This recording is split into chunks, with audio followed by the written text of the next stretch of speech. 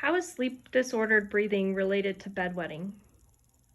That's a great question that we talk a lot about with parents and children. So, um, bedwetting is a major problem for kids. You know, when they're little, that's somewhat of a normal development. It's just the system isn't developed, the kidneys, the bladder, the muscle tone isn't there. But as children get older, beyond age 6, you know, there are some reasons where deep sleep or the lack of deep sleep can definitely lead to bedwetting.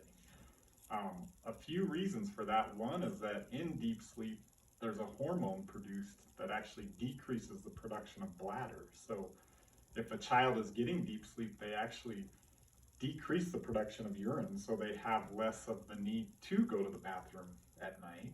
Um, the other reaction of our body is that if a child isn't breathing very well, the heart rate is elevated, and that often leads to an elevation in the blood pressure. And one of the ways that we regulate blood pressure is by relieving fluids. So, the body can very quickly, if a child is in distress, not breathing well, their heart rate is elevated, blood pressure is coming up, um, they will urinate often to decrease the blood pressure and take some of the stress off of the body. Um, the other reason is, if a child isn't getting deep sleep, the brain isn't working right. The body kind of turns into a protective mechanism where they're just trying to protect vital organs, and it often just forgets about other parts of the body.